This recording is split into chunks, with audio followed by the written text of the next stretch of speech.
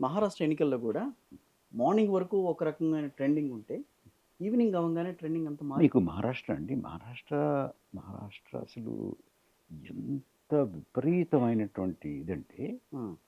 మీకు సాయంత్రం 7:30కి ఒక అంకె చెప్పారండి. ఓకే. రాత్రి 11:40కి ఇంకో అంకె చెప్పారండి.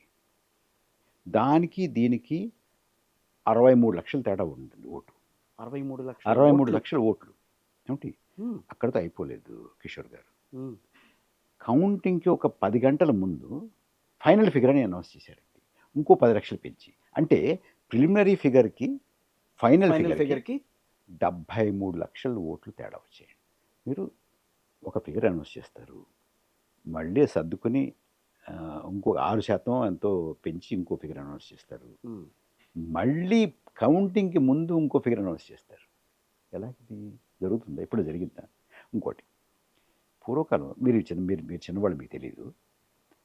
పూర్వకాలం రోడ్లు ఉండేవి కాదు సరిగ్గా. హ్మ్. టెలిఫోన్ సౌకర్యం సరిగ్గా ఉండేది లేదండి. కాదు. లేదు కాదు.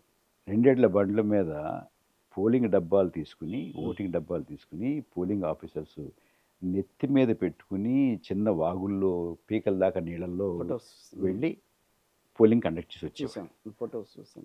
ఆ రోజుల్లో కూడా హ్మ్. 0.5% మించి ప్రొవిజనల్ ఫిగర్‌కి, ఫైనల్ ఫిగర్‌కి ఫైనల్ ఎప్పుడు ఫిగర్. తేడా రాలేదండి. ఓకే. ఒకటి. హ్మ్. మీకు 2024 ఎన్నికల్లో ఫస్ట్ ఫేజ్ పోలింగ్ హ్మ్. 11 రోజుల తర్వాత ఫైనల్ ఫిగర్ చెప్పారండి. 11 డేస్. అవును. మధ్యలో చాలా 11 డేస్ గ్యాప్ వచ్చింది. ఎందుకు? ఎందుకొస్తుంది 11 డేస్? మీకు మీరు మనమేమో డిజిటల్ ఇండియా. ఈవీఎంలో. ఈవీఎంలో మనమేమి ఎన్ని పడ్డాయని ఇలా లెక్కి మీరు వీవీప్యాట్ మీరొచ్చిన ఓటు వేయగానే మీరెన్నో కూడా తెలిసిపోతుంది అక్కడ. తెలిసిపోతుంది అక్కడ. తర్వాత మొబైల్ యాప్స్ ఉన్నాయి. అవును. ఇది ఎలక్షన్ కమిషన్ మొబైల్ యాప్స్ ఉన్నాయి. హుహు. మీరు ఆ యాప్‌లో ఆ పోలింగ్ ఆఫీసర్ అప్డేట్ చేయడమే కదా! హ్మ్. ఎంచేత మీరు 11 రోజులు తీసుకున్నారు? రెండో ఫేజ్‌కి 4 రోజులు తీసుకున్నారు. మూడో ఫేజ్‌కి 3 రోజులు తీసుకున్నారు. నాలుగో ఫేజ్‌కి ఇంకో 4 రోజులు తీసుకున్నారు. ఐదో ఫేజ్‌కి ఇంకో 3 ఇంకో రోజులు తీసుకున్నారు. ఏడో ఫేజ్‌కి ఇంకొకటి చెప్పాలి ఇక్కడ. మీకు ఏడో ఫేజ్ ఎప్పుడైంది? జూన్ 1 అయింది. జూన్‌లో హ్మ్. ఆల్‌మోస్ట్. జూన్. First June. అవును. 4 తారీఖు కౌంటింగ్ అయిందండి. హుహు. హ్మ్. 1 తారీఖు ఎన్నికయింది. 4 తారీఖు కౌంటింగ్ అయింది. హ్మ్. ఆ ఫేజ్‌లో ఎన్ని ఓట్లు పడ్డాయో ఎప్పుడు చెప్పారో తెలుసా అండి?